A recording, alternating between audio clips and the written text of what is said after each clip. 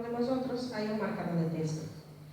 Pues ese marcador de texto, que es el texto de Lucas y que dice, no buscamos entre los muertos al que vive, porque Él ha resucitado. Jesucristo ha resucitado y vive, ¿verdad? No está en la cruz, no está en la tumba, Él está vivo ahora mismo. Y pidiendo permiso, llamando a la puerta, déjame habitar en tu corazón. Esta es la voluntad de Dios, esta es la voluntad de Cristo y por eso Él dio su vida. Y puse ese marcador de texto porque tengo un texto principal, un texto base de Isaías, que es un cántico del siervo, llamado ese texto. Es un grupo de 4 cánticos de siervos y vamos a leer este, que es un texto profético y que evoca a Cristo y que habla de su obra. Vamos a abrir en Isaías, capítulo 52. Isaías 52. Y vamos a leer ese texto entero, todo este cántico, desde el 52:13 hasta el 53:12. Y el marcador es para que marques este texto, porque vamos a relacionar con otros, pero vamos a estar constantemente volviendo a este texto base. 52:13. El sufrimiento del siervo de Jehová, o el siervo que lleva sobre sí el pecado. Amém. Jesus. He aqui, mi siervo será prosperado, será engrandecido y exaltado, y será puesto muy en alto. Como se asombraron de ti muchos, de tal manera fue desfigurado de los hombres su parecer, y su hermosura más que la de los hijos de los hombres. Así asombrará él a muchas naciones. Los reyes cerrarán ante él la boca, porque verán lo que nunca les fue contado y entenderán lo que jamás había oído. ¿Quién ha creído a nuestra anuncio? ¿Y sobre quién se ha manifestado el brazo de Jehová? Subirá cual renuevo delante de él y como raíz de tierra seca. No hay parecer en él ni hermosura. Le veremos, mas sí atractivo para que le deseemos.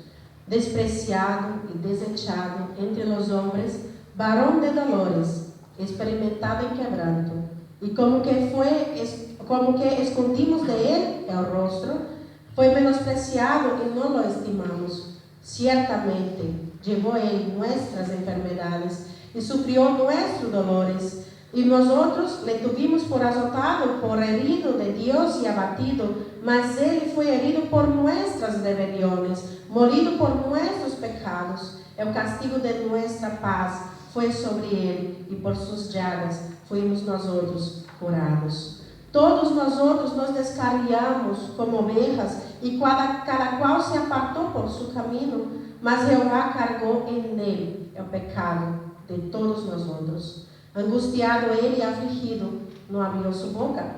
Como un cordero fue llevado al matadero, y como oveja delante de sus trasquiladores. Enmudeció y no abrió su boca. Por cárcel y por juicio fue quitado. ¿Y su generación? ¿Quién la contará? Porque fue cortado de la tierra de los vivientes, y por la rebelión de mi pueblo fue herido. Y se dispuso con los impíos su sepultura, mas con los ricos fue en su muerte, aunque nunca hizo maldad, ni hubo engaño en su boca. Con todo eso, Jehová quiso quebrantarlo, sujetándole a padecimiento. Cuando haya puesto su vida en expiación por el pecado, verá linaje, vivirá por largos días, y la voluntad de Jehová será en su mano prosperada. Verá el fruto de la aflicción de su alma y quedará satisfecho. Por su conocimiento justificará a mi siervo justo a muchos, y llevará las iniquidades de ellos.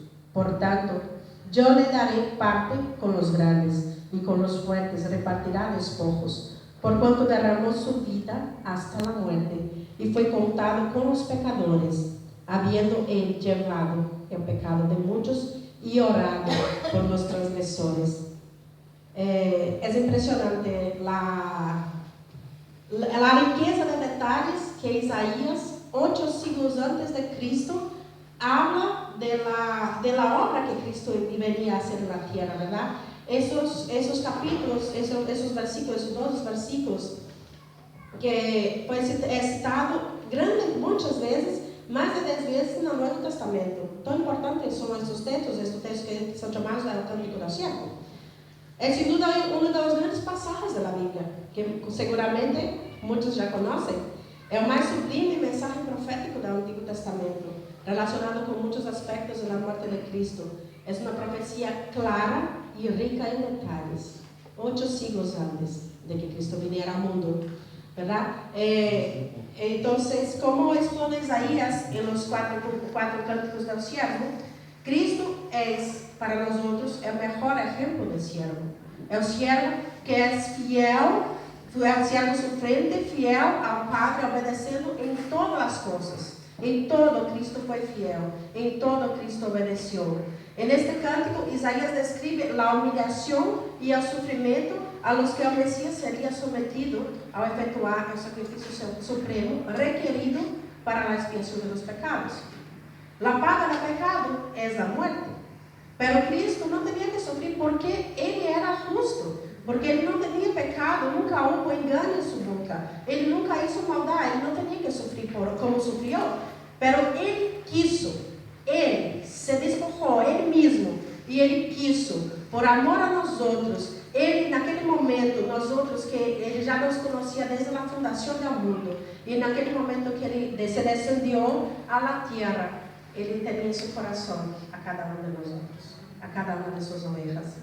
Então, Ele vino a pagar o preço e a levar nossos pecados e levou nossos dolores e nossas enfermidades para oferecer-nos paz e sanidade. Ciertamente la expiación de nuestros pecados constituye nuestra mayor necesidad, porque la paga del pecado es la muerte. Estamos condenados en Cristo. Entonces esa es nuestra mayor necesidad. Pero Dios, al enviar a su Hijo, cargando en Él el pecado de todos nosotros, para sufrir y morir, pagando el precio de la condena de muerte que había contra nosotros, y nos dio la posibilidad de escapar desse terrible juízo. E dispuso de imediato, o começo de uma nova vida, de uma vida abundante, como Jesús mesmo nos ha prometido: yo he venido para que tengas vida e que la tenga em abundância, ¿verdad? Ele nos declara este propósito, o propósito de restaurar todas as coisas, como era desde o início, uma vida de comunhão, intimidade plena, de paz plena, total, abundante, de amor pleno, total e abundante en la presença de Deus. Assim foi desde o início. E Jesus vino a restaurar todas as coisas. Ele não só nos criou, pero Ele nos amou, e nos amou profundamente, hasta a muerte, e deu prova disso. Vamos a ler o texto de Filipenses 2:6. Filipenses 2:6. Vamos a ler do 6 até o 11.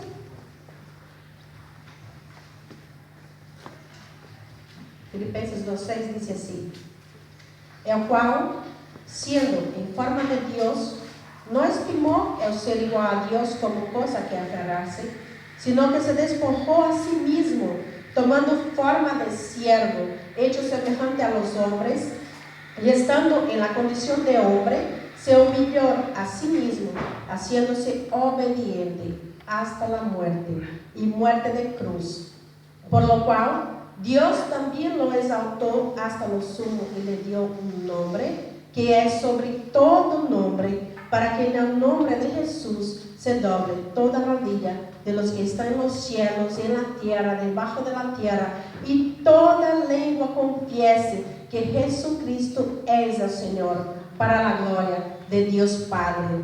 Cristo Jesús, el cual, siendo Dios, Ele, por su voluntad propia y en común acuerdo, toda la Trinidad trabajando juntamente en esta obra maravillosa, Ele se despojó de sí mismo, Ele vino al mundo, Ele se humilló a sí mismo hasta la muerte y muerte de cruz. Ele se dejó clavar en la cruz para darnos libertad, para librarnos de la condena de muerte que había contra nosotros y para ofrecernos esta vida en abundancia, porque es esto que Ele quer para nosotros. pensamientos de paz y no de mal. Eso es lo que quiere Dios para nosotros. Mediante su muerte y su resurrección, Cristo ha abierto una nueva dimensión de vida para toda la humanidad. Todavía Él tiene sus brazos abiertos para quien le quiera recibir ahora mismo. Y entonces, para que todas las cosas sean hechas nuevas, para que nosotros podamos recibir esta vida plena de Dios. Pero la cruz hoy está vacía. La tumba hoy está vacía. Porque la muerte no pudo retener al dador de la vida, de la misma forma que la muerte no podrá retener a los que son redimidos por su sangre y por su gloria, ¿verdad? Y a eso vino y dice el Espíritu y la novia, su amada iglesia, dice: Maranata, ahora ven Señor Jesús, a por su iglesia y llenarnos de esta vida que tanto anhelamos, ¿verdad? Él murió por nosotros en la cruz, pero Él resucitó. Está vivo, está glorificado, victorioso, sentado en majestad, intercediendo por nosotros, sus ovejas de su prado, ¿verdad? Ele habita em nossos corações com poder e glória, obrando em nosotros su obra suficiente e completa redenção, restabelecendo a paz entre Deus e a humanidade, a todo aquele que cree, a todo aquele que abre a porta, a todo aquele que lhe permite entrar em seu coração e habitar em sua vida. Amém. E Ele confirma com seu Espírito Santo que é assim, que sim, que Ele vive em nós outros. Quando nós lhe damos a Jesus Cristo livre acesso a nosso coração, Jesus nos dá livre acesso ao coração do Padre. E o Espírito Santo derrama de seu amor e de sua paz, e de seu poder e de sua glória. Aleluia. Aleluia. Aleluia. Oh, me he emocionado. Dios mío. Bueno, vamos a leer el versículo de Juan 14, 21. Juan 14, 21. Juan 14, 21. Es maravilloso la mensaje de la cruz.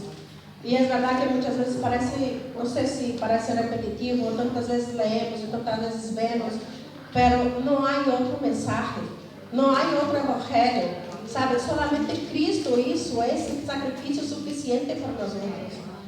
Y llena este corazón de paz.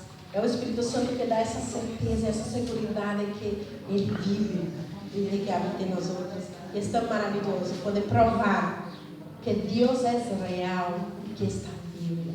É maravilhoso poder provar deste amor. E nos diz, Juan 14, 21, diz assim, 14, 21. Ele nos faz essa maravilhosa promessa. Ele diz: el que tem mis mandamentos e los guarda, esse é o que me ama. E aquele que me ama será amado por mi Padre, e eu le amaré e me manifestarei a ele. E aqui Jesus Cristo nos faz essa maravilhosa promessa: aquele que tem mis mandamentos e os guarda, esse é o que me ama. E Ele promete que vendrá, que habitará em nós outros. Ele é o Padre, é o Espírito Santo, é completamente, plenamente, e se manifestará. Que maravilhoso é que Deus se manifesta a nós outros, pecadores tão pequenos somos, e que Deus nos ama tanto. É tão maravilhoso a obra de Deus em nossas vidas. Vamos a volver a nosso texto principal, a nosso texto de Isaías, capítulo 53, o versículo 1 nos diz: quem ha creído a nosso anúncio? Sobre quem se ha manifestado o braço de Jeová? Este versículo consta de duas frases paralelas, de dois questionamentos paralelos, que plantea e contesta simultaneamente duas perguntas.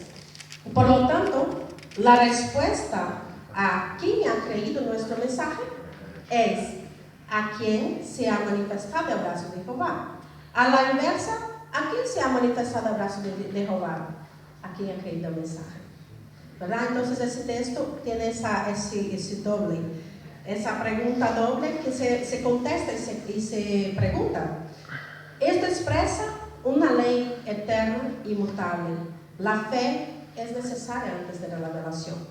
Las bendiciones espirituales son dadas a los fieles cuyas las mentes y los pensamientos ya están fundados sobre la fe. Primero creemos y luego Ele se revela e se dá a conhecer. Luego, Ele se manifesta em aquele que crê nele. ¿Verdad? E isso mesmo, exatamente isso, nos diz, nos confirma em Romanos, capítulo 10, versículo 9. O livro de Romanos nos diz que se confessares com tu boca que Jesucristo é o Senhor, creyeres en tu corazón que Dios le levantó de los muertos, serás salvo. Porque con el corazón se cree para justicia, pero con la boca confiesa para la salvación.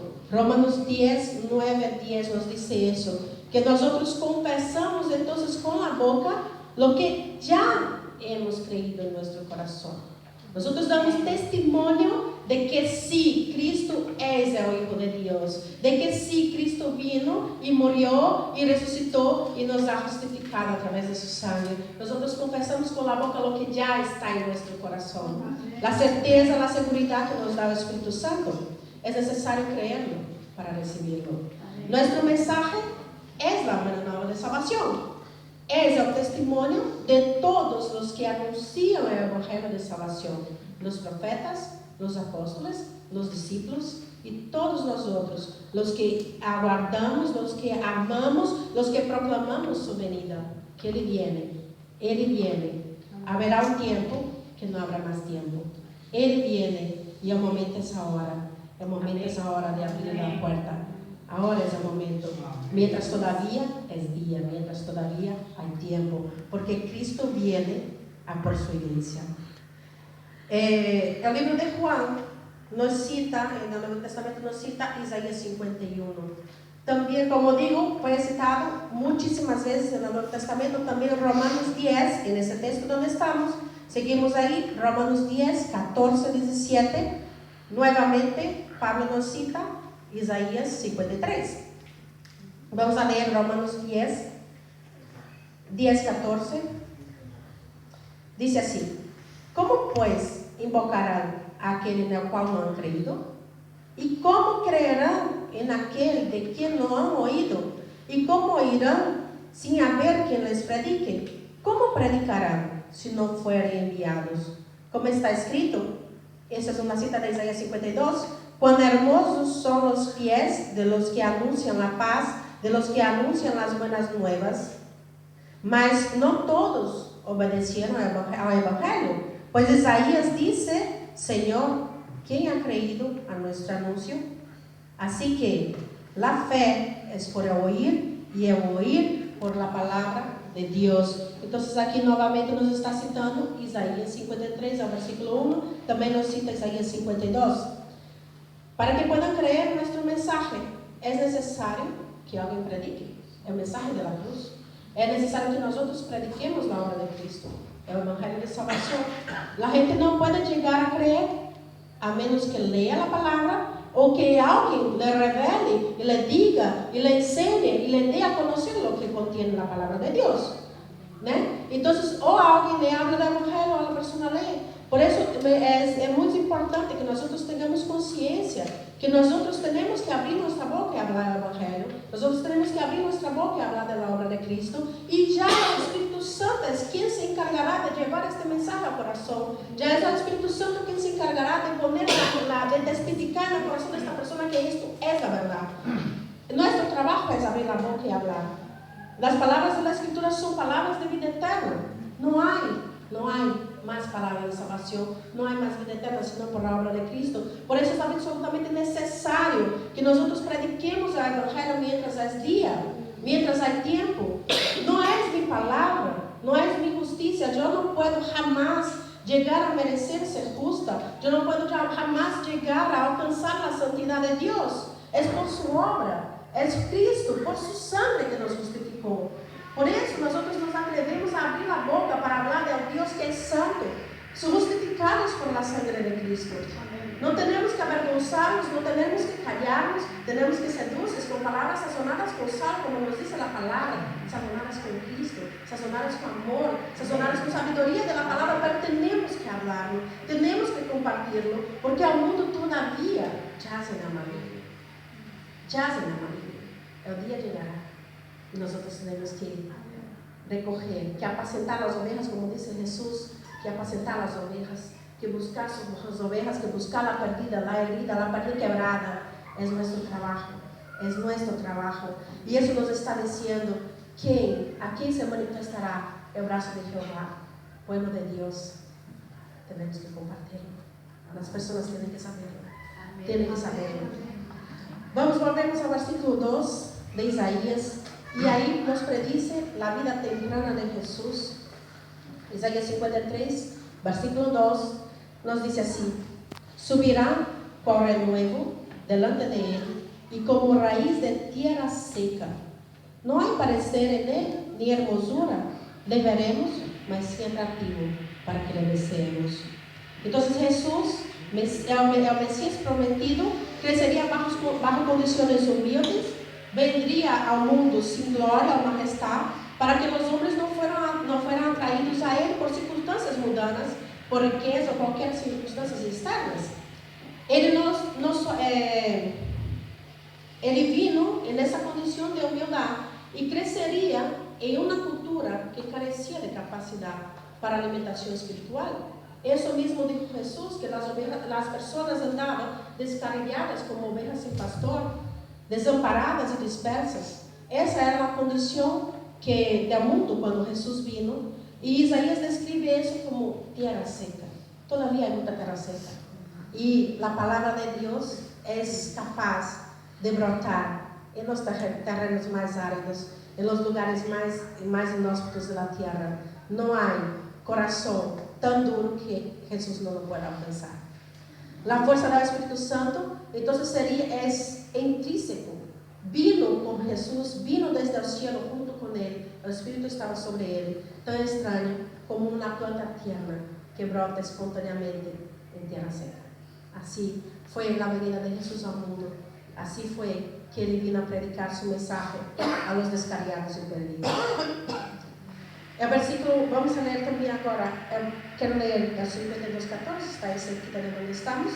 El 52:14 dice: ¿cómo se asombraron de ti muchos? De tal manera fue desfigurado de los hombres su parecer, y su hermosura más que la de los hijos de los hombres. El 53:3, seguimos: despreciado y desechado entre los hombres, varón de dolores, experimentado en quebranto, y como que escondimos de él el rostro, fue menospreciado y no lo estimamos. Además de esa condición tan humilde de que Jesús vino y que nació ahí en el pesebre, ofreció 2 tortolas porque era de familia pobre, no tenía ningún tipo de atractivo externo. Además, aquí en este capítulo nos describe la persecución y la humillación por la cual pasó Jesús. Para ser nuestro perfecto sumo sacerdote, Cristo tenía que sufrir personalmente todo nuestro dolor, todo tipo de dolor, todo tipo de agresión, todo tipo de persecución. Cristo las sufrió todas en él mismo. Y lo rechazarían a causa de la maldad y de la ceguera espiritual. Nuestra ceguera espiritual, nuestra maldad que nos acompaña a nosotros seres humanos degradados por el pecado. Y así nos encontró. Nos dice Juan 3, vamos a Juan 3 versículo 19. 3 versículo 19 nos dice: y esta es la condenación, que la luz vino al mundo y los hombres amaron más las tinieblas que la luz, porque sus obras eran malas. Así fue la condición en que Jesús nos ha encontrado: obras malas, y nos escondemos de la luz. También dice acerca del rechazo de Jesús, ahí mismo en Juan, el capítulo 1, versículo 10, 1, 10, 12, vamos a leer del 10 al 12, nos dice así: en el mundo estaba, el mundo por él fue creado, fue hecho, pero el mundo no le conoció. A los suyos vino y los suyos no le recibieron. Jesús no fue ajeno a todo eso que le pasaba, al desprecio, a la humillación, a la angustia, los bofetones, al dolor, todo el sufrimiento que Él tuvo que pasar. Es imposible describir la carga que Él soportó. Ni tenemos nosotros la sabiduría para comprender lo que Isaías nos está describiendo acerca del sufrimiento de Cristo cuando Él nos dice varón de dolores. El capítulo 52, 14, ahí donde leímos, dice que Él fue desfigurado de los hombres su parecer. Eso se refiere al sufrimiento y muerte de Jesús y su pasión por nosotros, por nosotros. Se asombrarían por su apariencia porque fue desfigurado. Y ese término que se usó aquí es un término usado para describir un animal mutilado. Tamanho fue el desprecio que le trataron y la crueldad de todos los acontecimientos de la crucifixión, absolutamente inhumano. Fue lo que Jesús sufrió. Después de haber sido rechazado, calumniado, perseguido y maltratado de todas las formas posibles. Cristo tomó sobre sí nuestros dolores para ofrecer las bendiciones de la salvación a toda la humanidad, para que todo aquel que en Él cree no se pierda, mas tenga vida eterna. Vamos a leer lo que nos dice Pedro acerca de esta obra. Primera de Pedro,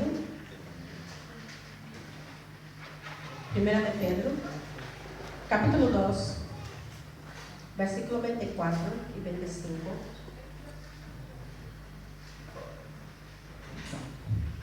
Pedro 2, primera de Pedro, capítulo 2, 24 al 25 dice: que llevó Él mismo nuestros pecados en su cuerpo sobre el madero, para que nosotros, estando muertos a los pecados, vivamos a la justicia, y por cuyas heridas fuimos sanados. Esa es una cita de Isaías 53:5. Por sus heridas fuimos sanados, porque vosotros eras como ovejas descarriadas, pero ahora habéis vuelto al pastor y obispo de vuestras almas. Entonces Pedro nos explica: Cristo es nuestro ejemplo y nuestro redentor. La muerte expiatoria de Cristo hace posible nuestra decisión de morir a los pecados y de vivir a la justicia, de vivir para Dios. Eso equivale a la verdadera conversión, ¿no? En el sentido más amplio. Pedro describe ahí Isaías 53, versículo 5, cuando dice que después de sanados. Também el versículo 22 aqui de Pedro, el cual no hizo pecado, ni se halló engaño en él y en su boca, também es cita de Isaías. Jesucristo nos ofreció entonces en la cruz la integridad personal, total, en el aspecto físico, mental, psicológico, espiritual, ¿verdad? Y eso fluye de la conversión, eso fluye de la fe en Cristo. Pero no se refiere, nosotros no podemos tener la mirada solamente en este cuerpo. Eso sí se refiere a este cuerpo, pero no solamente eso. Más importante que esto es que Cristo venció el enemigo que nosotros jamás podríamos vencer, la muerte. Este enemigo jamás podríamos vencer. Y ese fue el enemigo que Jesús vino a echar por tierra. Ese fue el enemigo que vino a pisar la cabeza, la muerte, la condena. Cristo vino a ofrecer la vida eterna, un cuerpo incorruptible y glorificado como Él mismo lo tiene, como su propio cuerpo. Él fue despreciado, rechazado, conoció el dolor más profundo, fue experimentado el quebranto, desfigurado, para ser nuestro perfecto sumo sacerdote. Él fue herido por nuestras transgresiones, morido por nuestras iniquidades, y el castigo de nuestra paz fue sobre Él, y por sus heridas fuimos nosotros sanados. A nosotros se nos concede la paz por sus heridas. La falta de paz es resultado, es consecuencia del pecado. Nadie que sea culpable ante Dios puede disfrutar de la paz de Dios. No podemos disfrutar de la paz de Dios. Hoy Dios nos ofrece entonces perdón. Y cuando Él perdona, Él lo confirma, llenándonos con su paz, llenándonos con su amor. Y no es la paz que el mundo da, porque la paz que el mundo da es una paz circunstancial y momentánea. Pero la paz que Cristo nos ofrece es la paz que sobrepasa el entendimiento. Es la paz que no se desvaya cuando estamos pasando por momentos difíciles, porque Él está con nosotros. Porque dice: no mundo tenéis aflicción, pero yo estoy contigo. Y eso nos dice Jesús. Y esa es la paz que Él nos ofrece. Una paz infinita, una paz que sobrepasa el arrepentimiento y que está disponible para todo aquel que se arrepiente y que en Él cree. Cuando nosotros aceptamos su ofrenda de amor, nosotros permitimos que el Señor cumpla esa palabra en nosotros. Cuando nosotros la recibimos, nosotros cumplimos lo que dijo el profeta Isaías aquí en el 53:11. Él dice, Isaías nos dice, 53:11, Isaías nos dice, verá el fruto de la aflicción en su alma y quedará satisfecho. Por su conocimiento justificará mi siervo justo a muchos y llevará las iniquidades de ellos. Verá el fruto de la aflicción en su alma y quedará satisfecho. Así es, cuando nosotros le recibimos, el Cordero recibe la recompensa de su sufrimiento. Cuando nosotros aceptamos a Cristo por la fe, morimos para nosotros mismos, morimos para nuestras vanaglorias, para nuestros egoísmos y avaricias y contiendas y mentiras y trampas. Y cuando nosotros desechamos las obras de la carne y todas esas cosas que día a día nos consumen, porque es lo que ahora mismo consume nuestras vidas y nuestra sociedad, como estamos viendo, como estamos presenciando ahora mismo en el mundo. Entonces, cuando nosotros desechamos estas cosas y permitimos que Cristo venga y habite en nuestro corazón, y el Espíritu Santo haga en nosotros su obra, entonces permitimos que Dios cumpla hoy, ahora, en nuestra vida, esta palabra. Ele verá el fruto de la aflicción y quedará satisfecho. Ele quedará satisfecho en nosotros, Ele quedará satisfecho con nosotros, porque fue por nosotros, porque Ele dio su vida. Aleluya, gloria a Dios. Quiero concluir la palabra leyendo un texto que está ahí en Juan 14. Yo quiero concluir con una promesa maravillosa de nuestro Señor Jesús. Y quisiera decir, pues, los capítulos de Juan 14 hasta 17 fue exactamente minutos después de la cena, y mientras Judas salía para traicionar a Cristo, Cristo tomó un momento con sus discípulos y les habló amorosamente. Y les habló amorosamente de lo que Él iba a hacer. Cristo les habló acerca de su obra, pero sobre todo les habló que ellos no quedarían solos. Me gustaría poder leerlo entero, desde el 14 hasta el 17, pero dejaré que vosotros, hermanos, que os acordéis de estos versículos de Juan 14 hasta el 17 y que lean esas promesas, porque es precioso. Eso es a que vino Cristo. Y yo quiero concluir hoy con esta promesa, con esa maravillosa promesa que está en Juan 14, 1 al 6. Dice así: no se turbe vuestro corazón. ¿Crees en Dios? Cree también en mí. En la casa de mi Padre muchas moradas hay. Si así no fuera, yo no os hubiera dicho. Voy pues a vendré otra vez y os tomaré a mí mismo, para que donde yo estoy, vosotros también estéis. ¿Y sabéis a dónde voy? ¿Y sabéis el camino? Le dijo Tomás: Señor, no sabemos a dónde vas. Pues ¿cómo pues podemos saber el camino? Jesús le dijo: yo soy el camino y la verdad y la vida. Nadie viene al Padre sino por mí. Esa es la promesa. Donde Él está, nosotros estaremos con Él. Glorificado sea Dios.